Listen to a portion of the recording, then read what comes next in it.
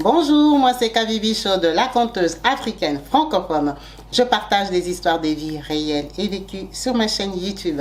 Si c'est la première fois que tu tombes par hasard sur une de mes vidéos, n'hésite pas à rejoindre la team Kabibi Show en t'abonnant et surtout en cliquant sur la cloche de notification pour être au courant des vidéos que je partage.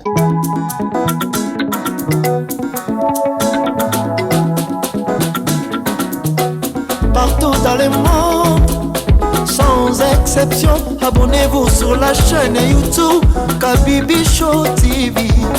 L'information en temps réel, Bonjour et bienvenue sur ma chaîne YouTube Kabibi Show TV. Yes. En chaleur, je suis heureuse de vous retrouver tous nombreux, connectés, branchés, actifs, présents sur ma chaîne. Merci à vous tous qui n'avez pas hésité à nous rejoindre en vous abonnant et surtout à cliquer sur la cloche de notification pour être au courant de vidéos que je partage et surtout quand je suis en direct. Merci beaucoup. Il y a un special thanks à la petite Candice qui m'a appelé, qui m'a laissé un voice, qui a chanté toute ma chanson de Kabibi Show qui m'a vraiment touchée. Merci beaucoup à la petite Candice qui a 8 ans. C'est l'enfant d'une maman de la team. Je te fais des gros bisous où tu es. Merci beaucoup maman. Merci à vous tous qui n'hésitez pas à commenter et surtout d'appeler pour notre sœur qui est à Brazzaville. En tout cas, on avance dans les démarches. Merci la team, vous êtes une team solide. Et aussi, je tenais à dire pour notre maman qui avait appelé pour le stage de son enfant, de sa fille qui cherchait à faire un stage dans un bureau des notaires. En tout cas, il y a une maman de la team qui a contacté, qui avait déjà contacté, et seulement j'avais oublié de vous dire. Le lendemain même de la vidéo, je les avais mis en contact. En tout cas, notre maman, son enfant a postulé dans un stage de notaire où le dossier a été accepté. Donc, c'était le retour de la demande de notre maman. Merci beaucoup la team. On est vraiment une petite team, mais une team forte et sensible aux problèmes de chacun en particulier. En tout cas, merci à vous tous. On avance ensemble. Comme j'ai dit, nous sommes une team exceptionnelle sur YouTube. Aujourd'hui, on a une histoire qui nous vient de loin. Alors, une histoire qui nous vient d'une maman ivoirienne qui m'a contacté parce que elle a vu la photo, elle a vu la photo et l'histoire de notre sœur Karine, qu'on est en train de rechercher, qui est en Angleterre officiellement à Manchester, qui on croise les doigts, c'est sur une bonne voie, une bonne piste, on a beaucoup de pistes, peut-être Dieu va faire grâce, la famille Sengele va retrouver leur sœur. Donc, notre maman nous a contactés. Comme je vous dis, vous avez des histoires que vous cachez. Vous attendez toujours qu'une histoire vienne pour que vous racontez une autre. Ce n'est pas grave, on va avancer comme ça, pas de tortue. Maman Aline nous a contactés. Elle nous a contactés pour partager son histoire. Elle dit ceci. Kabibi Show, je suis née en Côte d'Ivoire. Salut toutes les mamans et les papas ivoiriens. Notre maman ivoirienne, c'est une maman de la team de depuis longtemps qui dit qu'il a beaucoup hésité à partager son histoire. Parce que son histoire est la suivante. Son papa, c'est un Ivoirien. On va commencer la vie de son papa à l'âge adulte. Son papa était en train de faire des études à Abidjan. À Abidjan, là, il devait faire un stage. Et son stage, il faisait dans un magasin électronique. Donc, dans ces magasins-là, vous voyez bien que c'est généralement des magasins où ce sont les hommes qui travaillent et tout ça à la pause passe tellement vite, soit il faut quitter pour aller manger loin et tout ça. Donc, parfois, et les stagiaires et tout ça, on leur laissait des petites tâches par les propriétaires. Donc, dans le magasin dans lequel lui travaillait, il y avait des femmes qui venaient vendre la nourriture. Il y en avait une en particulier, qui s'appelait Ekwa Asakuma. C'était une femme ghanéenne, du Ghana. Cette dame-là venait vendre la nourriture, les spécialités ghanéennes et les spécialités aussi ivoiriennes, elle mélangeait, donc elle faisait un truc là, donc terrible. Elle cuisinait très bien. Elle avait un point de vente avec ses copines ghanéennes, mais elle baladait aussi la nourriture. Et lui, il était jeune. Il a regardé seulement les formes. La femme avait la base vraiment qui traumatisait.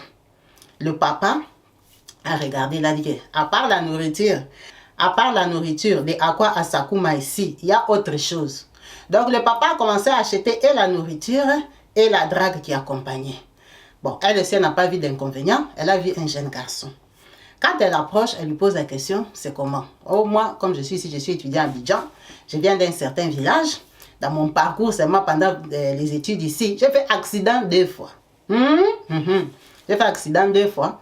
J'ai 2 enfants avec une Ivoirienne, mais ça ne peut pas marcher. Ça ne peut pas marcher, c'est très compliqué, nos tribus et tout ça, nos ethnies. En tout cas, moi, je t'aime.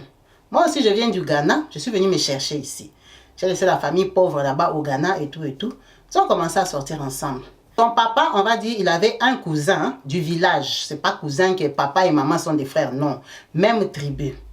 Il avait son cousin Jean, qui était aussi là-bas à Abidjan, qui faisait aussi des études, mais Jean était Jean un peu plus grand. Donc, le papa, dans les aventures, ah Jean, tu sais que moi, ces jours ici, je suis avec une fille du Ghana. Ah bon, c'est comment? On va commencer à aller manger là-bas.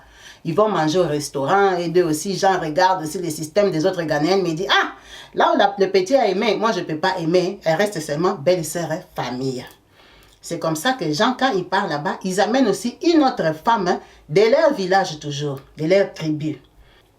Madame Louise. Quand ils arrivent, Louise aussi connaît la femme ghanéenne là. Donc ça devient genre belle-sœur. Donc la ghanéenne, elle connaît Jean, elle connaît Louise. Louise et Jean aussi, ce sont seulement les gens du même village que leur papa. Ils ne sont pas famille. C'est à Abidjan. Donc ils font la relation, elle tombe enceinte. Maman ghanéenne tombe enceinte et tout ça. Elle accouche de Aline. Aline qui nous a appelé ici est l'enfant d'une Ghanéenne. Donc, quand elle accouche, elle habite toujours avec ses copines. Lui, il est étudiant, il va la mettre où? Déjà, il a déjà engrossé une fille qui a 2 enfants là-bas. La fille là, a fait les shows, mais il va faire comment? Le gars, c'est un étudiant. Donc, elle se retrouve aussi avec bébé Aline. Le papa, ça le met mal à l'aise. Parce qu'en réalité, il sait que c'était des aventures. J'avais suivi la base. Maintenant, la base est partie donner l'enfant. Je vais faire comment? La fille, si je ne peux jamais l'épouser, c'est une étrangère. Mes parents ne voudront pas. C'était les aventures des garçons. Donc, il ne lui dit pas à elle. Mais il dit ça à Jean. Et Jean aussi est même étonné que toi, tu commences à faire des enfants là-bas. Et le papa vient se rendre compte que les études vont bientôt finir. La dame, la Ghanéenne, ne sait pas en quelle promotion lui il est. Elle ne sait pas que lui, il est en dernière. Le papa va se barrer. Ils font un plan. Jean, Louise et le papa. Louise, toi comme tu es une femme, tu es gentille. Souvent, tu vas chez la dame là du Ghana. Va lui demander, bébé Aline, Jean, tu veux la soulager pour un week-end. Tu vois, non? Tu veux la soulager pour un week-end. Comme ça, tu gardes les bébés. Comme ça, tu lui dis, elle aussi, elle peut sortir, aller s'amuser. Mais nous, on va prendre les bébés là, on va fuir avec. On va fuir avec le bébé qu'elle a accouché. Louise va prendre les bébés. La dame du Ghana donne bébé Aline à Louise parce que c'est comme sa belle-sœur. Ce sont les 2 personnes qu'elle connaît qui sont belles familles. Maman Louise prend les bébés, fuit avec le bébé dans la ville de Oumé. Alors Oumé, Abidjan, je ne sais pas si c'est loin ou c'est à côté, mais elle l'a amené à Oumé. À Oumé là, ce n'est pas le village de son papa. À Oumé, papa Jean, qui est à Abidjan là, il a son frère, Robert, qui est marié. Robert est déjà stable. Robert a une femme et des enfants. Comme lui, son papa, son papa, avait fait une bêtise, non? Il a fait 3 enfants à Abidjan. Donc 2 avec une Ivoirienne, 1 avec une femme du Ghana, au lieu d'étudier. Maintenant, il allait rentrer chez eux avec 3 enfants. Il allait expliquer comment. C'est mieux, il les fouille, il les cache. Celle-là, elle est ivoirienne, c'est pas grave, c'est dans notre pays, on connaît les racines. Mais l'autre, elle est du Ghana. Elle peut se lever un matin, elle fouille avec l'enfant au Ghana. Donc c'est mieux qu'on récupère celle-là. Elle va rester seule, elle va le trouver où? Elle va le trouver où? C'est comme ça qu'il fouille avec bébé Aline. Ils partent donner à papa Robert, qui est le frère biologique de papa Jean. Donc ce sont les gens du même village que son père. On parle de donner là-bas Robert, viens Robert, toi tiens d'abord la petite ici. Lui, il termine cette année. Quand il termine là, il viendra ici à Oumé pour travailler la promesse d'embauche. Elle arrive, elle habite chez Robert. Le papa aussi, il a poudré, il a fouillé la Ghanéenne là. Quand il fouille la Ghanéenne là, il fouille Abidjan comme ça. Oh, la Ghanéenne commence à chercher Jean et Louise. Louise dit, oh non, moi j'avais donné l'enfant à son papa. Le papa est où je ne le vois pas. Cherchez le papa. Louise et Jean embrouillent la femme là du Ghana à chercher le papa pendant qu'ils savent très bien que le papa est à Oumé chez les frères des gens. La maman Ghanéenne a commencé à pleurer. Maintenant, le problème est que quand elle commence à suivre Louise, Louise voit qu'elle est enceinte. Elle est enceinte du 2e enfant. Elle va dire à Jean, mais comment lui il a fouillé? La femme est enceinte. Elle est enceinte comment? Oh, elle est enceinte du 2e. C'est pas possible. Maintenant, elle avait déjà fouillé, il allait réapparaître comment? Il a fui. Il a dit, ah, la grossesse là, je n'ai pas vu, je ne sais pas. On lui a seulement dit que la femme là, ghanéenne, elle est enceinte du deuxième bébé. Toi, tu as déjà fait avec les premiers. Maintenant, le deuxième, tu vas lui laisser.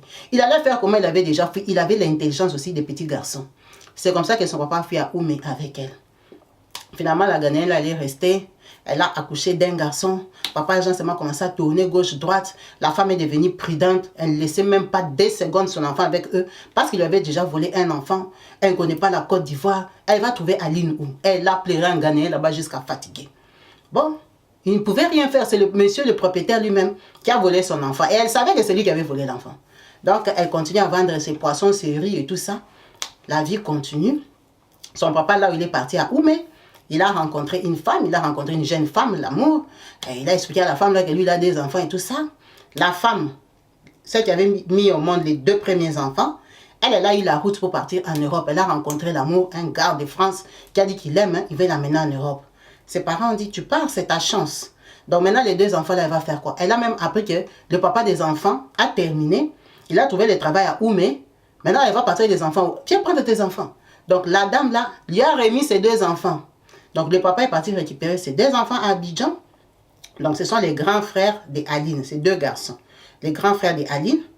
Et il a récupéré Aline chez les frères, chez papa Robert, les frères des Jean. Donc il a ramené 3 enfants à la maison. Quand il ramène 3 enfants, il épouse la femme là, la jeune fille. Quand il épouse la jeune dame là, elle arrive dans les mariages, commence à chercher la grossesse. Elle ne trouve pas. Donc elle est une maman de 3 enfants qui ne sont pas ses enfants. Elle a commencé à chercher l'enfant, chercher l'enfant, chercher l'enfant. Elle a eu vraiment du mal à avoir l'enfant. Elle a fait peut-être 7 ans sans accoucher. Maintenant, pendant les 7 ans-là, elle maltraitait les enfants de son mari. Elle ne les aimait pas. Elle ne les aimait pas, les Aline ici. Elle a dit quand ils grandissaient, elle sentait seulement que sa maman n'était pas très gentille. Mais elle ne savait pas que ce n'était pas sa maman. Parce qu'elle, on l'a volée à 7 mois. On l'a amené chez papa Robert peut-être 2 ans ou 3 ans. Quand on l'a récupéré, elle a trouvé seulement une maman là. Elle l'appelait maman, elle ne savait pas que ce n'est pas sa maman. Mais la maman là était seulement...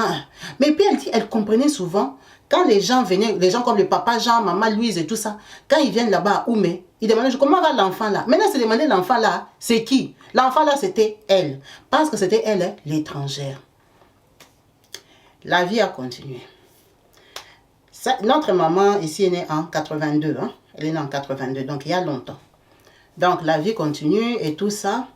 La femme là a accouché son enfant, elle est devenue très heureuse. Dieu lui a donné qu'un seul enfant. Elle dit un jour, elle était dans la classe de 6e. Alors 6e là, il y avait la proclamation. Il y avait un examen ou un test ou quoi que ce soit. On devait donner des brevets. Et elle a distingué. Donc elle était parmi les enfants intelligents qui avaient réussi. On a dit, il faut la proclamation, il faut que les parents viennent. La maman de la maison a refusé, elle a dit, elle ne viendra pas. Tellement que ce n'est pas son enfant, elle l'aime même pas, elle a déjà mis au monde son enfant. Elle n'aimait pas Aline, elle a dit, elle ne viendra pas. Le papa a travaillé. Elle a beaucoup pleuré parce qu'elle était parmi les premiers et il n'y avait aucun parent pour récupérer son bulletin, quoi, son certificat. Donc on part, on lui donne, on lui dit, maintenant ces jours-là, l'école est terminée, on va vous remettre vous tous vos papiers de l'école.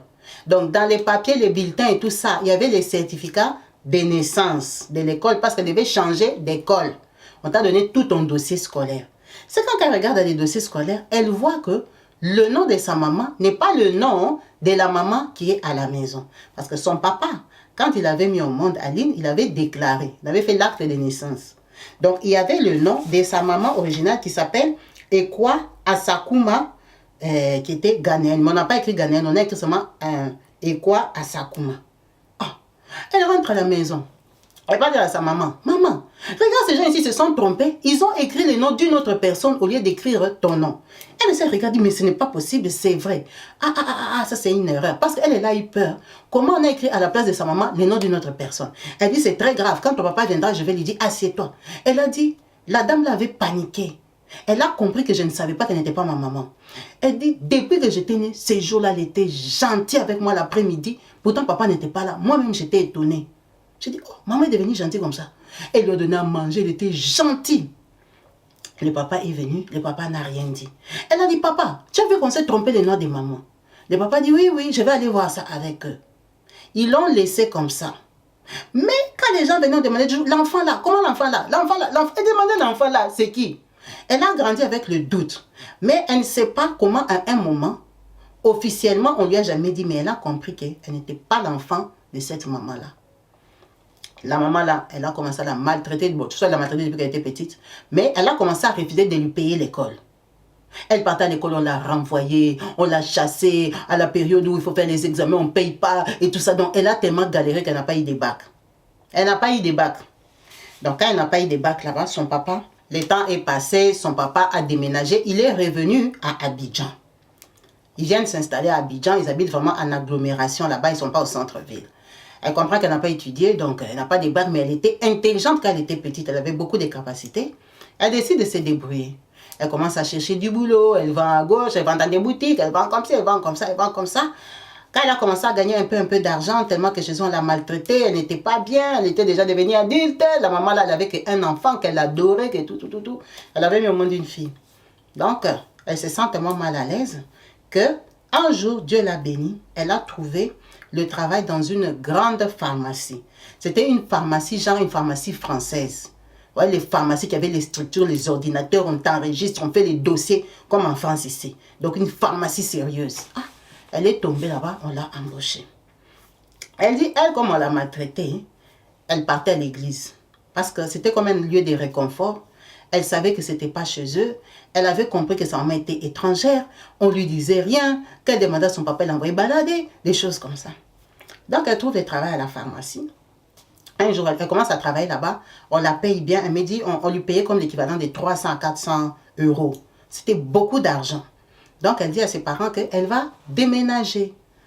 Elle déménage, elle se rapproche de son travail. Ça devient une jeune fille indépendante. Sa petite soeur, l'enfant de sa maman, là, commence à venir. Ses grands frères aussi sont partis de la maison, comme on les maltraitait, et tous par la belle-mère.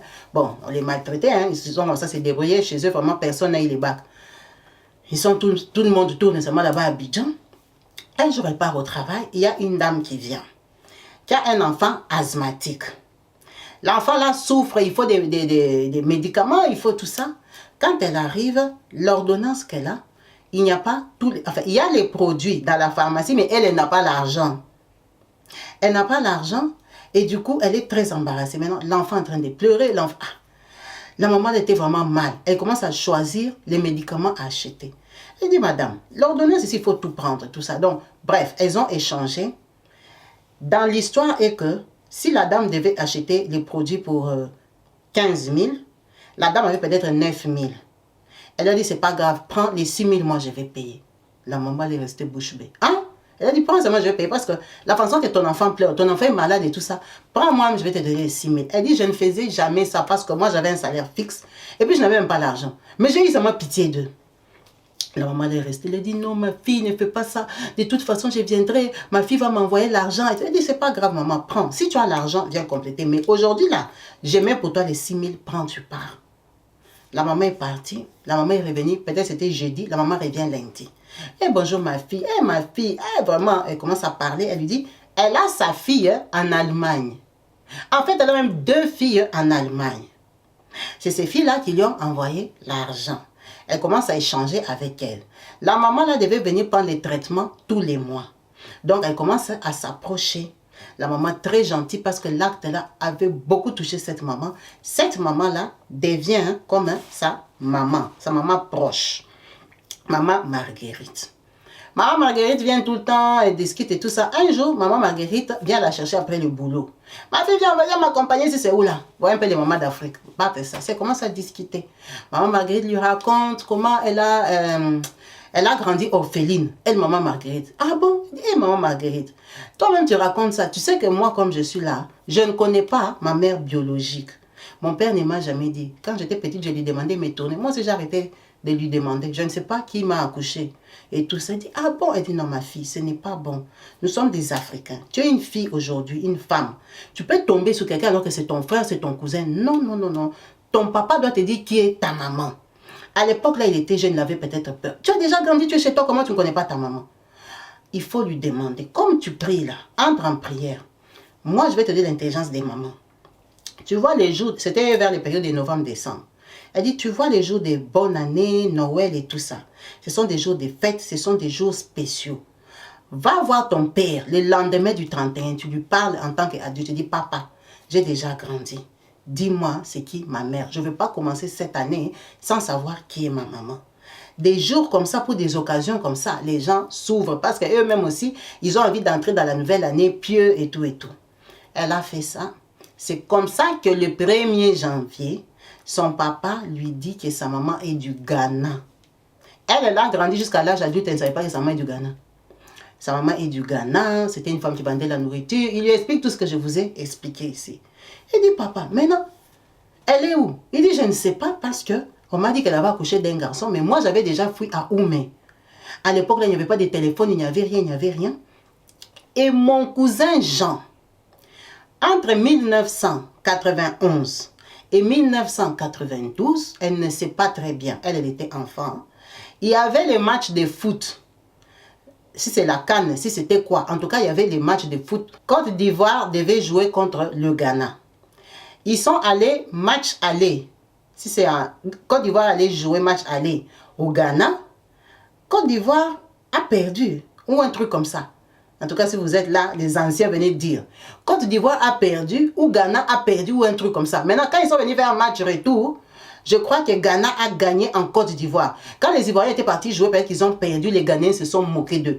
Quand les Ghanéens sont venus maintenant en Côte d'Ivoire jouer, ils ont gagné. Ça fait les désordres.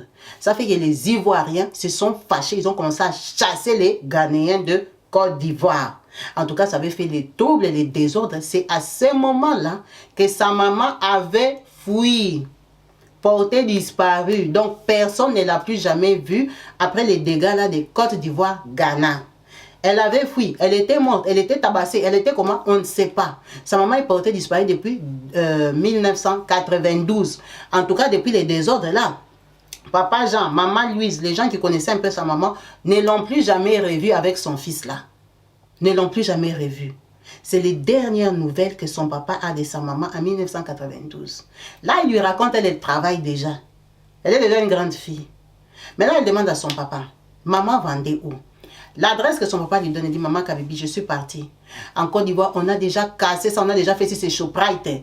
On a déjà fait une grande alimentation, il y a les parkings, il y a les feux. Elle a dit, ce que tu peux reconnaître à l'endroit là, c'est que le feu est resté à la place là. Même quand elle vendait, il y avait des feux. C'est n'y a que ça qui peut te prouver que c'est vrai qu'il y avait quelque chose ici.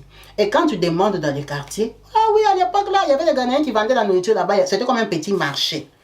Son papa connaissait le chef du quartier. Il est parti chercher le chef du quartier. Le chef du quartier est déjà mort. Parce que le chef du quartier connaissait tous les vendeurs du coin. Il avait un peu leur repère.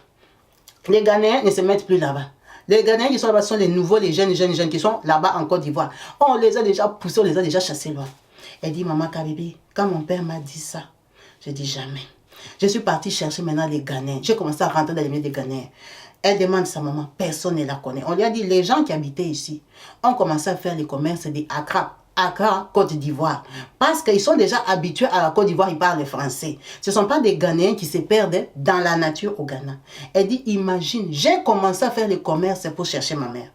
J'ai commencé à aller à Accra, j'ai commencé à aller au Togo, j'ai commencé à chercher, parce que les Ghanéens, là, parfois, ils changeaient de pays, vu qu'ils parlaient déjà français. Je suis allée jusqu'au Togo, elle est allée au Ghana 4 fois. Jusqu'à ce qu'il y a une maman qui faisait aussi le commerce, qui lui a dit, ma fille, tu vois les gens du Ghana, ils sont malhonnêtes, tu ne les connais pas. Tu vois, comme toi, tu parles partout, est-ce que vous connaissez Ekwa Asakwama? Est-ce que vous connaissez Ekwa Asakwama là? Tu verras seulement une famille qui va dire, oui, on la connaît. Quelqu'un peut même sortir et te dire que oui, c'est moi. Oui, c'est moi. Pourquoi? Parce que ce sont des malhonnêtes. Comme toi, tu as un bon travail, comme ça, tu travailles en Côte d'Ivoire et tout. Ils vont se faire ta famille, ils vont commencer à te bouffer l'argent. Fais attention, les Ghanéens sont comme les Nigériens, ils sont trop malins, ils aiment l'argent. La façon que tu demandes après ta mère, là, quelqu'un va dire qu'il la connaît, juste pour te bouffer. Elle dit, c'est ça qui l'avait découragé parce que les Ghanéens sont un peu zigzag. Ah, et c'était une très jeune fille. Elle a laissé tomber, mais elle est restée avec la foi. Elle cherche toujours les milieux anglophones pour se renseigner. Elle cherche sa mère. Et son papa a une photo noir-blanc, une vieille photo. Donc, même elle-même, à part la forme, parce qu'elle ressemble à sa maman, elle dit, mais elle est mince. Elle a la base. Elle a vraiment des formes, mais elle est mince. Elle est grande, elle est mince. Donc, elle n'a pas trouvé sa maman. Elle a continué sa vie. Elle et la maman Marguerite, là, qu'elle avait connue à la pharmacie, elles sont devenues très proches. Parce que maman Marguerite, elle a 2 filles en Allemagne. Une est mariée en blanc et l'autre se cherche encore. C'est comme ça qu'un jour, elle lui dit, que... elle lui explique comment sa fille était en Europe. Et toi, elle dit, ah, maman, comment tes filles ont fait pour aller en Europe? Elle dit, ah, moi, mes filles, c'est une dame là qui a la connexion, qui les a fait monter. Elle les a fait monter comme des bonnes. Vous voyez les gens qui demandaient à ce qu'on leur amène une bonne ou une femme de ménage pour garder les enfants handicapés à la maison une période, le temps qu'ils trouvent l'emplacement et tout ça. On faisait venir les filles d'Afrique. Donc, ces deux filles étaient montées par cette connexion-là. Elle la met en contact avec la dame qui est en Allemagne, qui avait fait la démarche. Elle dit, ah, j'ai encore mon autre fille ici qui veut venir, elle a son argent. La dame lui dit, le business là est déjà mort, les gens ont tellement fait ça, les filles venaient, quand elles venaient, elles ne voulaient plus rentrer, on ne donne plus des visas comme ça. On ne donne plus des visas comme ça sera compliqué. Mais je connais une autre dame, elle qui a un autre chemin. Si elle veut, je la présente à cette dame-là. On lui présente à cette dame-là, la dame-là est en Côte d'Ivoire. Alors, la dame est celle qui est en Allemagne. On ne connaît pas leur lien de parenté ou d'amitié. Quand elle lui présente à la dame qui est en Côte d'Ivoire, la dame qui est en Côte d'Ivoire dit exactement, effectivement, moi je travaille avec un monsieur qui est en Arménie. En Arménie, là, donc il va te faire les démarches, il te trouve les visas, et puis tu pars en Europe. Quelle Europe toi tu veux partir? Elle dit, moi j'aime le Canada. Ah, toi tu vas aller carrément au Canada? Elle dit, oui, ok. Je lui pose la question. Les gars disent, il n'y a pas de souci, il y a la connexion du Canada. Mais par contre, elle doit venir ici en Arménie pour aller au Canada. Je ne peux pas la faire voyager de la Côte d'Ivoire au Canada. Parce qu'il faut faire escale en Europe et tout et tout. C'est comme ça qu'elle se lance dans les démarches. Ça veut dire que maman Marguerite ne connaît pas la dame qui est en Côte d'Ivoire. Elle connaît celle qui est en Allemagne. Celle qui est en Allemagne, elle leur dit qu'elle connaît celle de la Côte d'Ivoire, mais ils ne connaissent pas à quel point. Alors qu'elles ne se connaissent même pas. C'est seulement tu as appris qu'il y a quelqu'un, toi aussi tu donnes les réseaux. Cette dame-là qui est en Allemagne ne connaissait pas la dame de la Côte d'Ivoire. La dame de la Côte d'Ivoire ne connaissait pas aussi très bien les garçons qui est en Arménie. C'est les gens seulement comme, ah, Kabibi fait monter les gens. Eh, maman Kabibi, je l'ai déjà vu à la télé, donc je la connais. Tu m'appelles, alors que Kabibi peut-être n'a pas de connexion. C'est comme ça que ça s'est passé, mais elle ne savait pas. Pensait que c'est une vraie connexion. Le gars dit pour aller en Arménie, il faut aller à Dubaï. Elle a pris les passeports, elle a fait les visas là, elle est partie à Dubaï. Quand elle arrive à Dubaï, elle fait 2 jours à Dubaï, on la fait monter à Arménie. Quand elle arrive en Arménie, ce n'est pas le monsieur John là, il s'appelle John. Monsieur John qui devait venir la chercher à l'aéroport, il a envoyé quelqu'un. Quand elle arrive là-bas en Arménie, des gens veulent la refouler, on l'a compliqué et tout et tout. Il lui envoie quelqu'un. Il lui envoie Simon. Quand Simon arrive à l'aéroport d'Arménie, finalement, il la libère, il la sort. Il l'amène chez lui, à Arménie. Il dit, Kabibi, même en Côte d'Ivoire, les conditions là, moi, je ne pouvais pas habiter. Imagine, j'avais un travail de 400 $, j'ai vendé les trucs parce que même quand j'ai arrêté de chercher ma mère, je partais toujours de temps en temps au Togo, acheter mes trucs, je venais vendre. J'avais vraiment mon business, j'avais l'argent, je m'en sortais. J'étais une fille classe, on me draguait par des autorités, des colonels, des généraux et tout ça. Mais comme elle dit de nature, elle n'est pas une fille qui aime toucher. Elle n'a pas bien grandi, donc elle s'était vraiment renfermée sur la prière. Elle est très croyante. Je m'étais quand même renfermée sur la prière. J'avais déjà goûté aux garçons, mais ça ne me servait à rien. J'étais concentrée sur mon travail. Imagine, tu travailles à la pharmacie et tu dois faire les commerces. Tu auras le temps pour les garçons quand? Je n'avais pas trop le temps. Donc, quand j'arrive, moi je suis très classe. Du coup, par rapport au monsieur qui vient me chercher. Il m'amène dans un truc qui est comme vraiment donc au marché, quoi. Un immeuble, on est monté 7 étages avec mes valises. Et il était dans les greniers là-bas. Donc, quand on arrive, c'est vraiment un petit truc, un studio. Il a 2 enfants. Un enfant de 9 ans et un enfant de 14 ans. 2 petits garçons. Dans les studios là. Il me dit non, ce n'est pas moi John. Moi je suis l'ami de John. John n'est pas là, il était déplacé, il était dans une ville là à côté. Il viendra demain. Demain je vais t'amener chez John. Il la met là-bas. Elle reste toute l'après-midi, le soir. Elle reste là, elle garde ses bagages quoi. Le soir, il va le dormir. Il dit toi tu vas dormir sur les canapés. Moi et mes enfants on va dormir par terre. Lui, il va dormir du côté du mur, les 2 enfants hein, au milieu, et puis elle au-dessus sur les canapés. Il lui dit qu'il est marié, sa femme est en Espagne. Normalement, il a une femme. Ok. Elle dort. Elle dit Kabibi, en plein minuit, je sens on est en train de me toucher. Je me suis dit, hey, les enfants ici dorment mal, peut-être c'est les jambes et tout ça. Quand elle se réveille comme ça, le monsieur là veut abuser d'elle, devant ses enfants. Elle a dit, mais non, c'est quoi ça? Le monsieur a insisté. Ça l'a traumatisé, ça l'a dégoûté, ça l'a énervé. Elle s'est assise, elle a porté son pantalon. Elle s'est assise. Comme elle avait l'argent sur elle, et tout, elle avait déjà porté des collants. Vous voyez les filles qui voyagent. Elle est restée, elle n'a plus dormi. Ça, c'était première leçon. Ok. Le matin, le monsieur est sorti à 4 h du matin, 5 h, il est parti. Elle a attendu le monsieur toute la journée jusqu'à 17 h. Elle est restée avec les enfants là qui n'étudient pas, qui ne font rien, ils sont en Arménie. Le monsieur vient à 17 h. Oh, descends avec tes bagages, hein. Moi je ne vais pas t'aider. Elle est descendue elle-même avec ses bagages. Ils arrivent là-bas. Oh, il va lui présenter John. John, le passeur qui doit l'amener au Canada. Quand ils arrivent, John, ah bonjour et tout ça. Bon, comme ça est là, pour ton dossier, on doit attendre un peu ici en Arménie. Parce qu'on a fait des démarches là, on attend la réponse. Donc en attendant, tu dois rester avec moi. Tu n'es pas seul, vous êtes 4. Mais par contre, là où moi j'habite, il faut payer. Parce que tu ne peux pas rester ici, les conditions ne répondent pas. C'est moi que tu as suivi ici. Donc tu m'écoutes et tu me suis. Ok. On part à la banque, tu as l'argent. Oh, j'ai un peu l'argent. Il dit, j'étais arrivé la veille, je ne connaissais ni la ville ni rien. J'avais ma carte. Les banques, il me dit, tu as une carte, monte. Oh, les banques, les cartes ici, ça tire l'argent. Ils font entrer l'argent dans les trucs des Arméniens là. On écrit dans leur langue. Peut-être qu'il a besoin de 10 €. Il tire 100. Elle ne comprend pas la monnaie. Il lui dit que ça n'a pas de valeur. Il prend 90. Il dit qu'il a payé les billets, il a payé comme ça, il a payé comme ça. Il lui a dit, Jean, elle doit payer 300 € pour habiter avec lui, seulement ce mois-là, le temps qu'on lui fasse des démarches. Quand elle arrive là-bas, effectivement, ils sont 4 avec elle. Il y a John et 2 autres Ivoiriens, plus elle. La seule fille, dans un appartement de 37 mètres carrés, donc c'est un grand studio en fait. Elle, on lui donne son coin. Les 2 autres garçons là-bas, ils ont déjà leur place, ils dorment par terre. Avec John, John aussi habite là-bas. Les garçons là, du coup, ils commencent à causer. Non, eux aussi, ils attendent les voyages. C'est un passeur. Ok. Donc, ils font connaissance, ils commencent à se consoler. Il y en a un en particulier qui s'appelle Luc. Avec Luc là, ils viennent un peu du même coin, hein, en Côte d'Ivoire. Donc, elle s'accroche à Luc, ça devient comme son frère.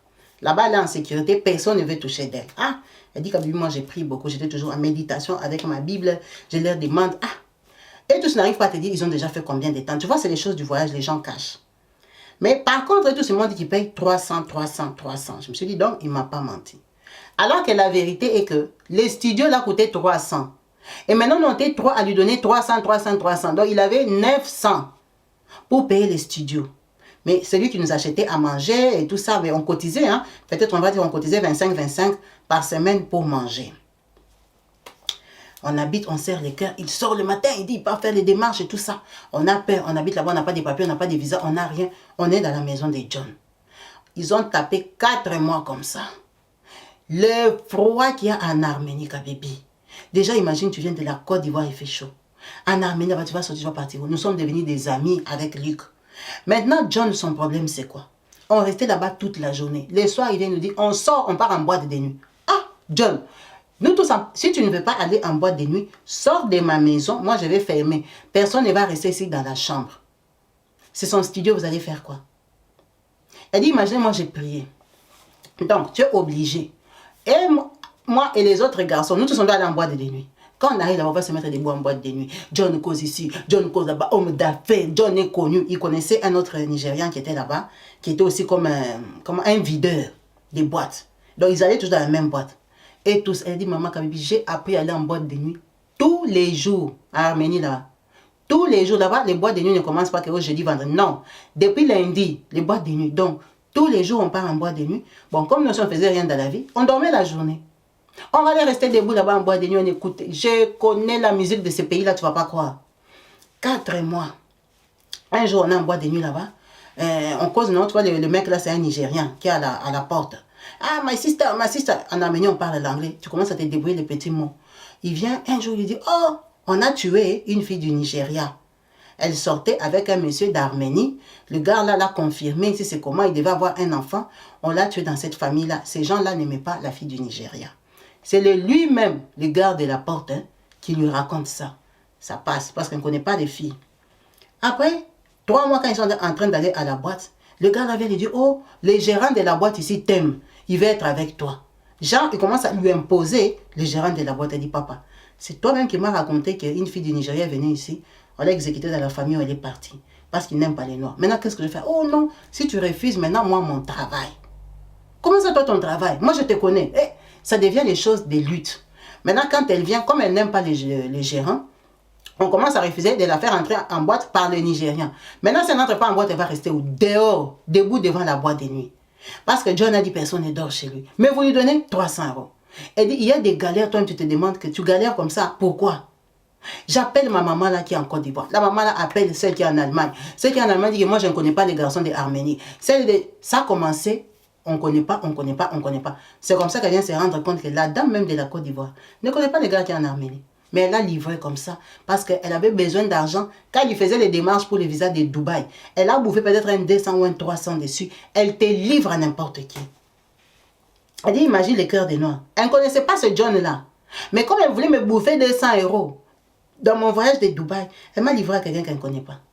Je dis, comme elle m'a livré à quelqu'un qu'elle ne connaît pas, on va appeler les colonels que moi je connais là-bas, on va la faire arrêter. Ma maman, la Marguerite de la Côte d'Ivoire aussi, comme elle parle trop, elle lui a dit, la femme là fouille. Elle a fouillé au Ghana. Apparemment, les gens de Côte d'Ivoire vont beaucoup au Ghana. Elle a fouillé au Ghana, c'est les dernières nouvelles.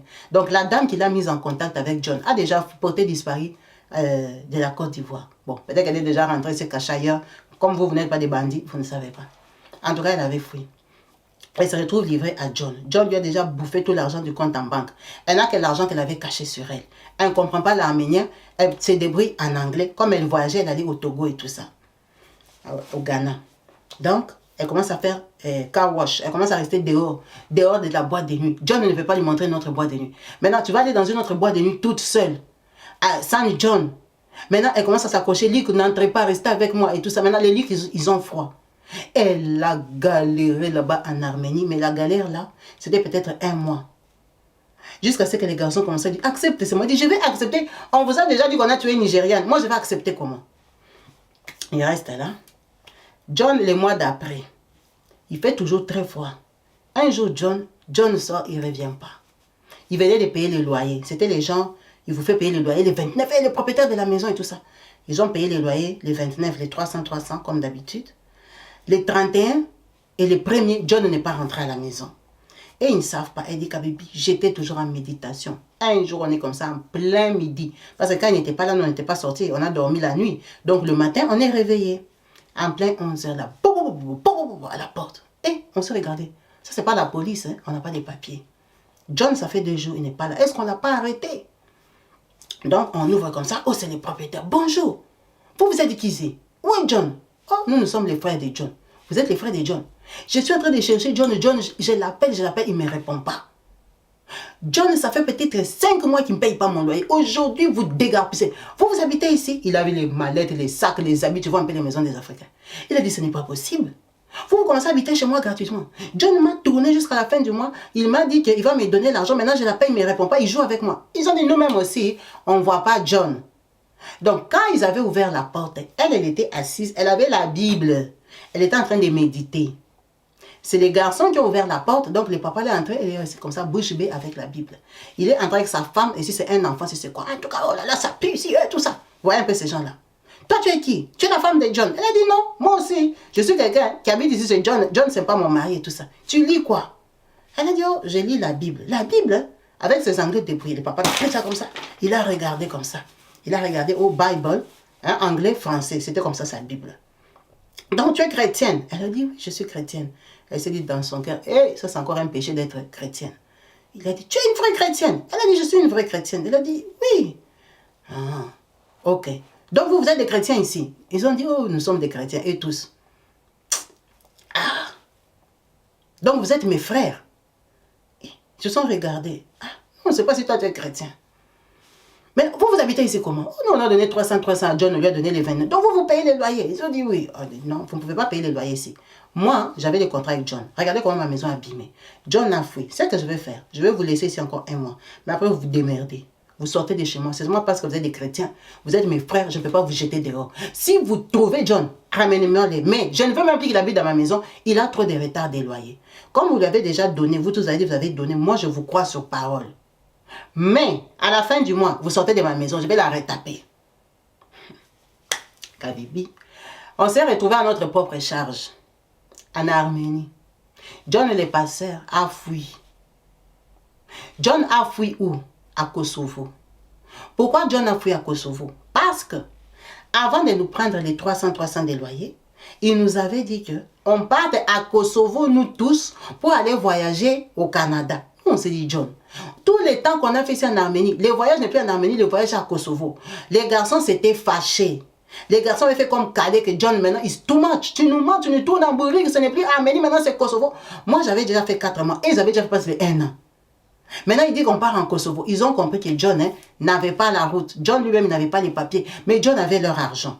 Donc, quand John a vu que ça l'a dépassé, en fait, John, on va dire qu'il avait beaucoup de problèmes là-bas en Arménie.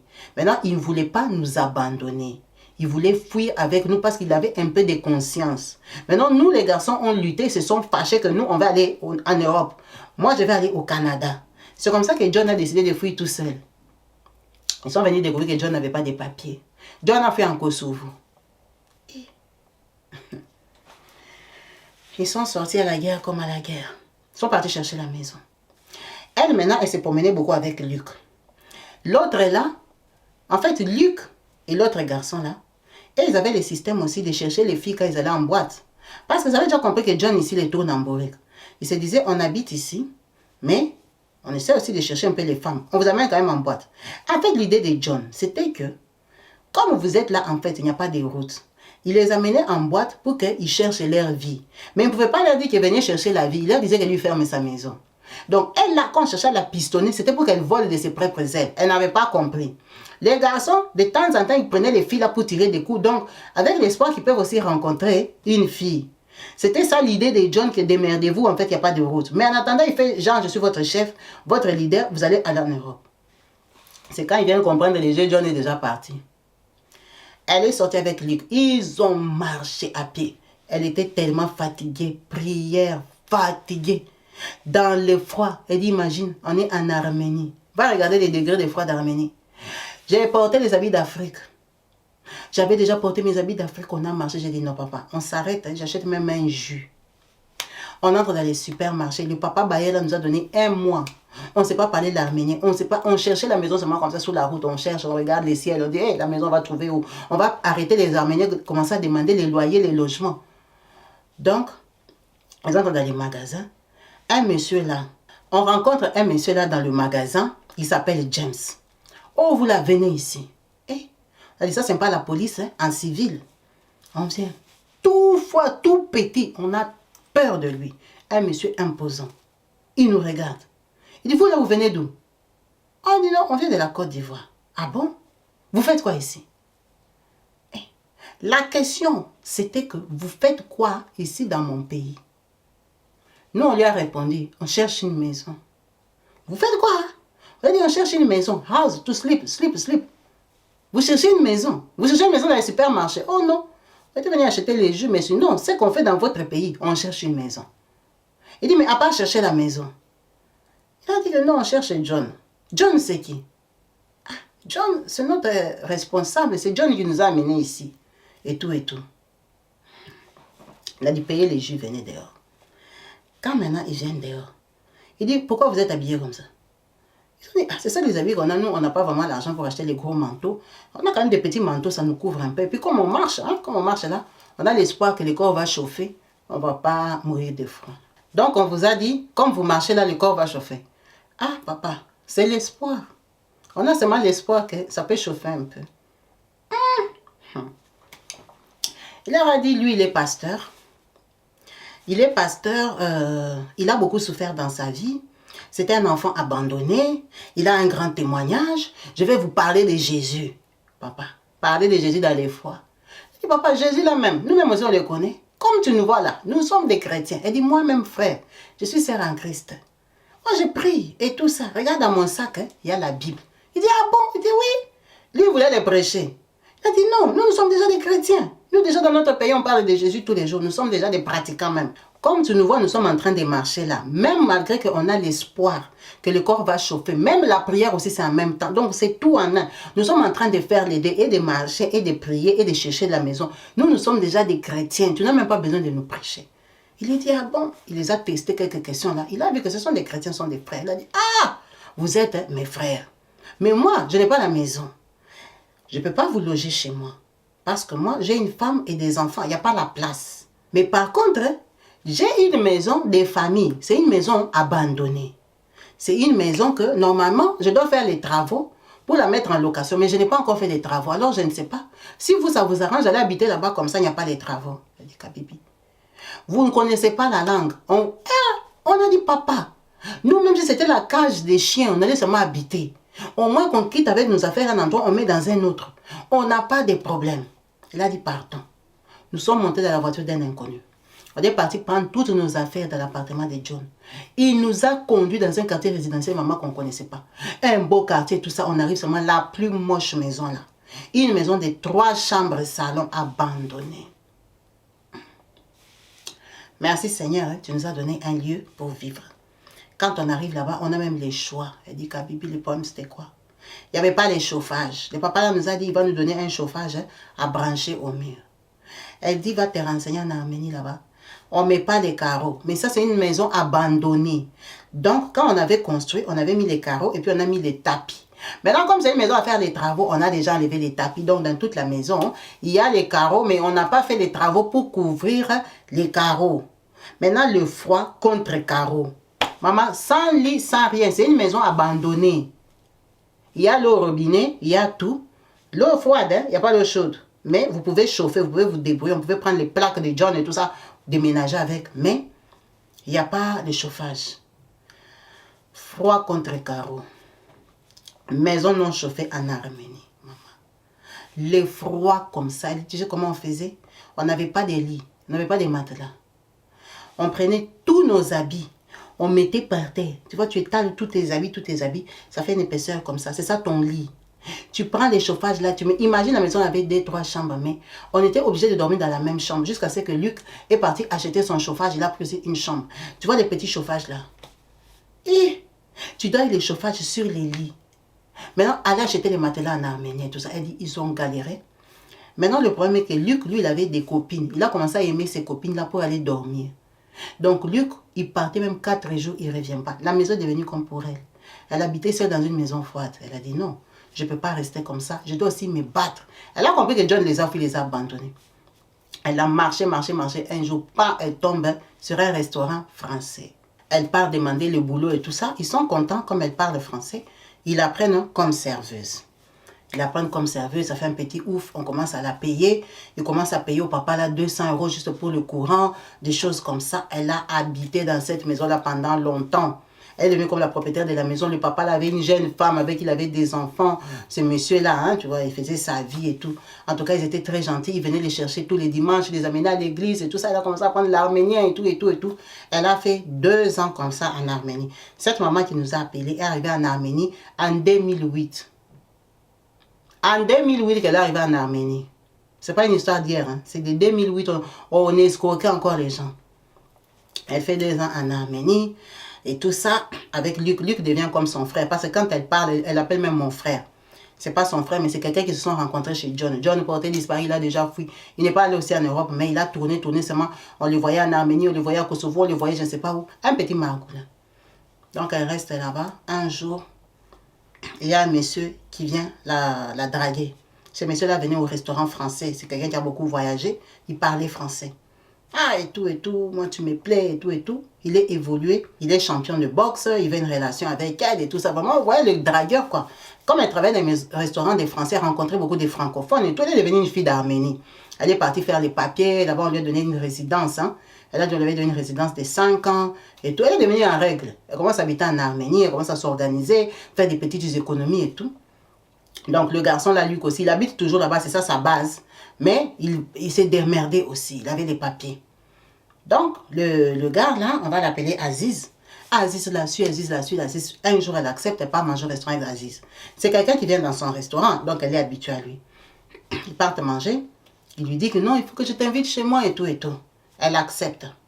Elle dit à Luc, un garçon là, Aziz, je le connais, il vient au restaurant, m'a invité, mais j'ai peur d'aller moi-même. Tu vois, ces gens ici, moi, j'ai pas trop confiance. Il est arménien, mais il parle français. Luc accepte, parce qu'elle se lui a déjà dit qu'elle habite avec son frère. Aziz vient les chercher en voiture.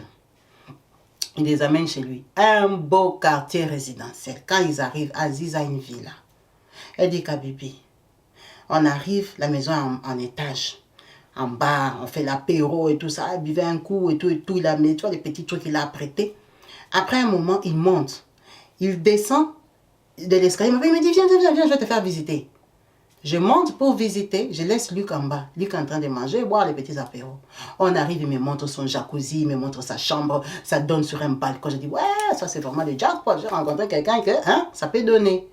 Kabibi, quand il me fait visiter là-bas, on arrive, sa maison était très grande. Il me fait entrer dans une pièce comme ça, il me montre ici c'est sa chambre. Il dit, regardez, moi j'ai un jacuzzi.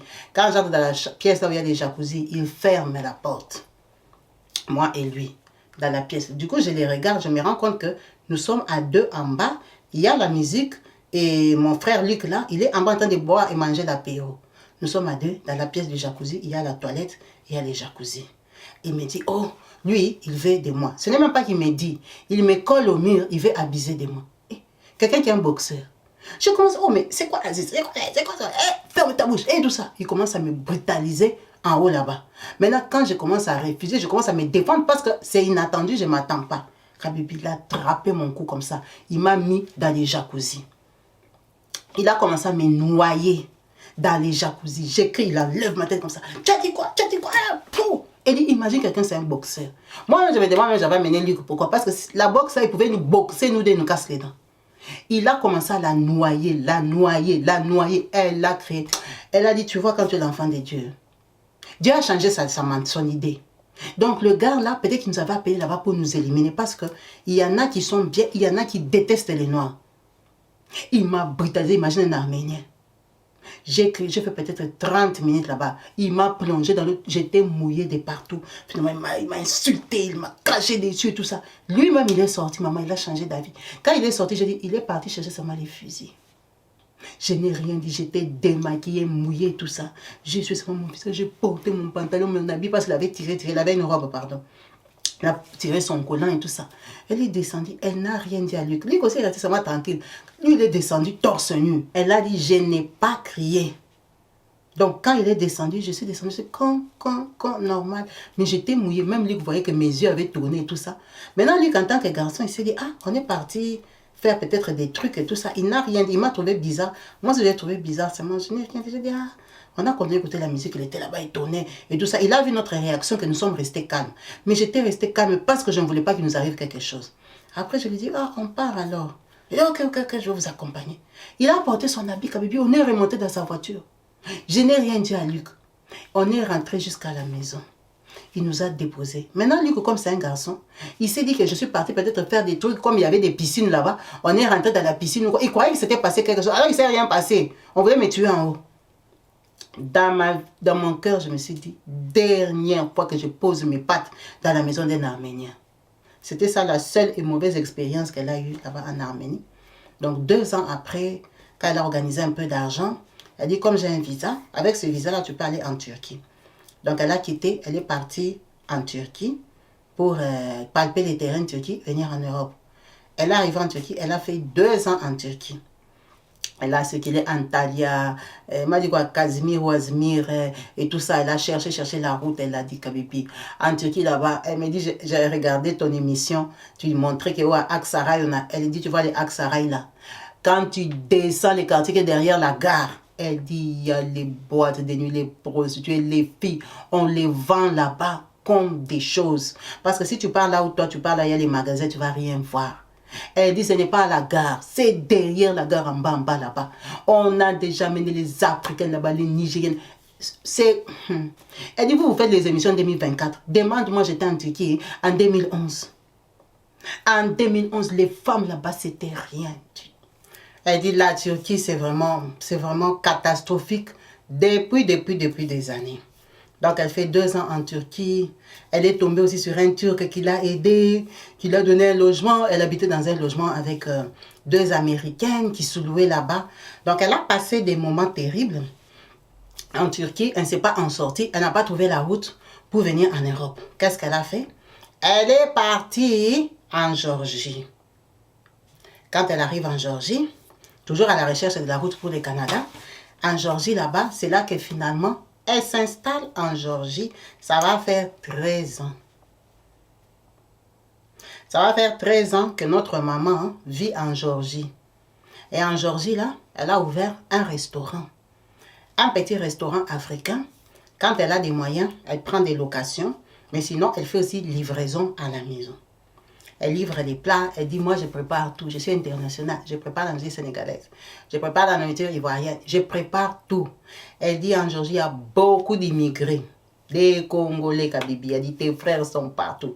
Il y a des Congolais, des Camerounais. Il y a beaucoup de gens du Nigeria. Par contre, c'est eux qui sont vraiment là-bas avec les gens du Ghana et tout et tout. Donc, elle s'est toujours un peu intéressée à ces peuples-là parce qu'elle recherche sa maman. Donc, elle a 2 messages. Elle recherche sa mère qui s'appelle Ekwa Asakuma. Ekwa Asakuma, que je vous écris au bas de la vidéo ici. Elle n'a pas vraiment sa photo. Elle a une très vieille photo, noir-blanc, que son papa lui avait donnée. Sa maman a des formes vraiment imposantes comme elle. Elle-même aussi, elle est comme ça. Elle est une très belle femme. Sa maman vient du village Tokoradi, au Ghana. Donc, c'est le village de sa maman. C'est tout ce qu'elle connaît sur sa maman. Village Tokoradi, c'est une Ghanéenne qui parle français. Si par coïncidence ou par hasard, quelqu'un connaît une Ghanéenne qui doit avoir aujourd'hui la soixantaine, peut vraiment hésiter, ne pas hésiter de contacter Kabibicho. Ça peut être la maman de notre sœur Aline. Aline qui est née en 1982. Donc cette maman ghanéenne-là avait accouché en 82 en Côte d'Ivoire. C'est pour ça que quand Aline a vu l'émission de notre sœur Karine qu'on recherche à Manchester, elle n'a pas hésité d'appeler pour raconter son histoire parce qu'elle dit qu'Abibi, on ne sait jamais. On ne sait jamais, ma maman là, je l'ai cherchée partout. Elle a mon frère officiellement, elle a accouché d'un garçon qui est mon petit frère, qui est un garçon de la Côte d'Ivoire.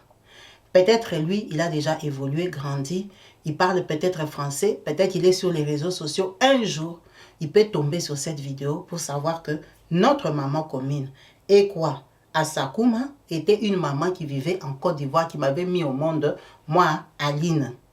Peut-être qu'elle a eu d'autres enfants, le monde est petit, on ne sait jamais. Elle recherche sa maman. Et aussi, Aline aujourd'hui, elle vit en Géorgie, dans la ville de Tbilissi. Tbilissi, là, je crois que c'est la capitale. Elle vit là-bas, elle a son restaurant. Elle est pas mal connue, beaucoup de gens la connaissent là-bas quand ils arrivent, parce que vous voyez que c'est une ancienne. C'est une ancienne, elle habite là-bas depuis 2011 ou 2012 qu'elle est là-bas en Géorgie. Elle est très, très connue. Elle cherche aussi la route pour l'Europe. Elle se débrouille pas mal, elle a son argent, elle cherche à aller à l'étranger. Le rêve canadien est déjà mort parce que c'est compliqué. Là-bas, il y a des moments, elle a des papiers, mais par moment, elle n'a pas de papiers. À ce jour, elle a son restaurant, mais son restaurant-là, elle avait pris la place quand elle avait le visa. Le visa, il leur donnait des visas de 5 ans et tout ça. Depuis que la Géorgie peut venir maintenant à Schengen sans visa, comme elle m'a dit, eux maintenant, les étrangers, on leur donne plus la carte de résidence. Ils ont changé d'avis parce qu'ils ne veulent pas que les étrangers profitent de la loi qui est sortie, que les gens de la Géorgie peuvent venir en Schengen sans visa. Parce que sinon, la Géorgie risque d'être un tremplin. Surtout qu'eux, ils sont conscients que dans leur pays, il y a beaucoup d'immigrés. Donc, ils ne veulent pas que ces immigrés-là partent. Ça veut dire que la résidence pour renouveler, c'est devenu très compliqué. Quand elle avait eu la place de son restaurant, là, elle avait encore sa carte de résidence de 5 ans. Mais depuis que c'est terminé en 2022, on ne lui a jamais renouvelé. On lui donne que des récépissés, des faux papiers. Là, en fait, c'est comme si même elle n'a pas de papiers. Mais elle m'a dit là-bas, ce n'est pas comme chez vous. Là-bas, ce n'est pas grave. Même si tu n'as pas de papiers, le contrat est en marche. Tu pars à la banque, tu fais les démarches sans papier. Tu vis sans papier. Sans papier, ce n'est pas parce que tu n'as pas de papiers que tu ne vas rien faire. Et vraiment, en tout cas, si tu as ton argent, il te donne la maison. Si tu as ton argent, il te donne ceci. Donc, elle vit bien, elle est installée. Elle vit seule même. Elle me dit, elle a son appartement, elle vit très seule dans des bonnes conditions. Hein. C'est quand même une ancienne. Elle m'a dit, je suis déjà fatiguée d'aider les gens, je les aide plus parce que c'est toujours des casse-têtes, c'est toujours des problèmes. Donc, aider dans le sens, prendre les gens, mettre chez moi. Elle dit non, je ne suis plus à ce niveau-là. Je peux aider les Africains de loin et tout ça, mais aller m'asseoir là comme non, non, non, non, non. J'ai déjà fait beaucoup d'années dans ce pays, j'ai déjà vu aussi de toutes les couleurs. Tu connais nos frères africains quand on les reçoit, comment ils se comportent. Donc, c'est une ancienne de Géorgie. La personne qui va aller à Géorgie, à Tbilissi, on a une maman de la team qui est là-bas, qui a un restaurant. Il ne faut pas hésiter à aller l'honorer, manger chez elle. En tout cas, soutenir notre sœur, c'est une businesswoman, mais qui cherche toujours la route pour l'Europe. Donc, elle dit, ça veut dire que dans sa vie, elle ne s'est pas mariée et elle n'a pas mis au monde. Sa vie est passée comme ça, en cherchant les visas pour aller au Canada. Elle n'est jamais rentrée en Côte d'Ivoire parce qu'elle a eu perdu beaucoup de temps, beaucoup d'argent, beaucoup d'espoir. Donc, retourner à zéro, ben, c'est pas comme si elle retournait, s'il y avait une famille aimante qui l'attendait là-bas. Son papa est décédé. Sa petite sœur, l'enfant de la maman, la femme de son papa, elle est aussi décédée. Le seul enfant que la maman l'a mis au monde, cette fille avait mis au monde 3 enfants et elle est décédée en 2021. Donc, en 2021, elle a perdu son papa, sa petite sœur, le frère James qui les avait accueillis là-bas en Arménie parce qu'ils sont restés en contact comme la famille. Les frères là, qui leur avaient donné la maison, ils ont habité 2 ans avec Luc, à rien payer presque. Il est décédé, ça lui a beaucoup fait mal parce qu'elle est considérée vraiment comme quelqu'un de sa famille. Donc elle a perdu 3 personnes chères. La maman qui lui avait donné la connexion pour aller en Allemagne, maman Marguerite, c'est elle qui est restée comme sa seule maman sur terre parce qu'elle n'a pas connu d'autres attentions, d'autres amours, même si ce n'est pas amour direct d'une maman, mais attention d'une maman. Il n'y a que la maman Marguerite qu'elle avait rencontrée à la pharmacie. Donc vous voyez que c'est une fille qui a grandi sans amour maternel parce que la marâtre ne l'a jamais aimée et sa maman biologique, elle ne la connaît pas. Donc maman Marguerite aujourd'hui, elle habite au Mexique. Elle a une fille qui a le visa du Mexique ou comment. Ça fait 5 ans que maman Marguerite habite au Mexique. Maintenant, elle ira chercher quoi en Côte d'Ivoire. Elle n'a pas vraiment d'attache parce que les 2 enfants là, de son papa, qu'il avait mis au monde quand il était jeune garçon, ils ont grandi ensemble, mais il n'y avait pas d'amour parce que eux, leur maman était ivoirienne. Elle était à Paris. La famille de sa maman venait les visiter. Donc, elle était comme l'enfant d'à côté. L'enfant de l'étrangère, elle a grandi comme ça. Donc avec ses frères-là, il n'y a jamais eu d'affection, il n'y a jamais eu d'amour. Du fait même qu'elle soit partie de la maison, louer sa maison, c'était bon débarras, c'est quand les relations s'étaient coupées avec tout le monde. La personne qu'elle essayait d'approcher un peu, c'était sa petite sœur-là qui est décédée. Mais la petite sœur, c'était l'enfant de la maison. Sa maman était au mariage. Elle venait, mais elle était enfant gâté. C'est elle aussi qui s'est soi-disant mariée ou qui avait une relation, qui a mis au monde des enfants, mais elle est morte. Ça veut dire que c'est quelqu'un qui est comme sans famille. Elle n'a pas de motivation à rentrer en Côte d'Ivoire parce que les gens qui sont là-bas, elle n'est pas vraiment attachée à eux. Son papa est décédé, donc elle ira chercher quoi en Côte d'Ivoire. Là-bas, là où elle est en Géorgie, elle a un petit business, elle a un peu d'argent, elle se bat, elle essaie toujours de partir, malgré que cette année, comme elle m'a dit, elle aura 42 ans. Le temps est passé, le temps est en train de passer, sa vie est en train de passer comme ça. Donc, si quelqu'un est en Géorgie ou à côté, dans des pays voisins, qui connaît une route pour l'amener, même à Schengen, parce que le Canada, là, on dirait que ça devient compliqué, elle a ses petits moyens pour aller là-bas. On n'a pas dit que les escrocs venaient ici. Vous voyez que c'est quelqu'un qui a déjà galéré. John leur a déjà bouffé l'argent, donc elle est partie en Turquie, elle n'a pas trouvé la route et tout ça. Ça ne sert à rien d'aller enfoncer quelqu'un qui se bat. Parce que les Africains, parfois, il y a aussi des escrocs qui regardent Kabibi Show ici. Ils veulent aller bouffer les petits sous qu'elle a là-bas ou aller être ses gigolos. Elle n'est pas comme ça, elle est chrétienne, elle est croyante. Merci à vous tous d'avoir suivi cette histoire, l'histoire de notre maman Aline, qui a besoin d'aide, qui a besoin d'assistance, qui a besoin de savoir si quelqu'un connaît sa maman et si quelqu'un connaît les chemins pour quitter la Géorgie pour arriver à Schengen si possible. Mais sinon, c'est une personne qui est déjà quand même stable là où elle vit. Ce n'est pas l'Europe, mais c'est embêtant de vivre comme ça dans un pays sans frères, sans sœurs. Vous tous, vous êtes là-bas, vous êtes comme des passages, mais passages, vous faites des dizaines d'années. Donc, vous n'êtes pas famille, chacun vient de son pays. C'est vraiment triste, c'est vraiment terrible. C'est ça, sa vie. Merci à vous. Merci pour votre patience et votre écoute en espérant lire vos multiples commentaires au bas de la vidéo pour l'encourager, pour lui parler, pour lui proposer des solutions ou quoi que ce soit. Comme on fonctionne ici chez Kabibi Show, on est une famille, on est une team. À la prochaine, restez branchés et connectés sur ma chaîne YouTube Kabibi Show TV. Peace and love chez vous. Bye.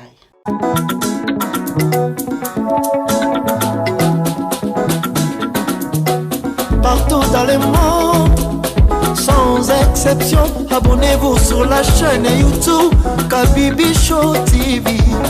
L'information en temps réel, Allez. Oh, partout dans le monde, viva l'été, Kakamoko, c'est Kabibi Show TV.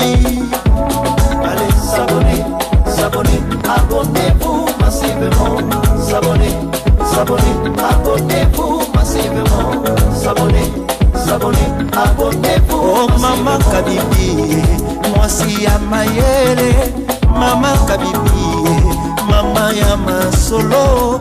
Mama Kabibi, la chaîne actuelle. Mama Kabibi, information dans la source. Oh, en temps réel, on parle de la réalité, de nos vies et nos parcours que nous traversons. Chez Mama Kabibi, nous recevons des conseils, des avis, des qualités. Dans la team Kabibi Show, la team de qualité, c'est la team d'exception. Oh Mama Kabibi, Mama africaine, Mama Kabibi, bendele ya mboka, chez Mama Kabibi, mwasi kitoko. Mama Kabibi, la sagesse, la différence, elle nous parle des histoires réelles, l'histoire vécue, remplie des émotions, avec éloquence, classe, la maman de la francophonie.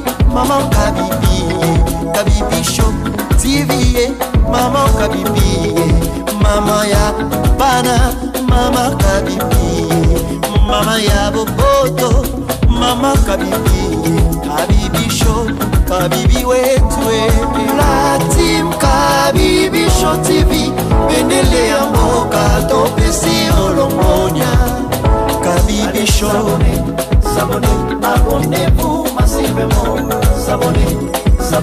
Abonnez-vous massivement. Abonnez-vous massivement. Topanza sango ya Kabibi Show TV. Toyoki na matoi tomoni na miso.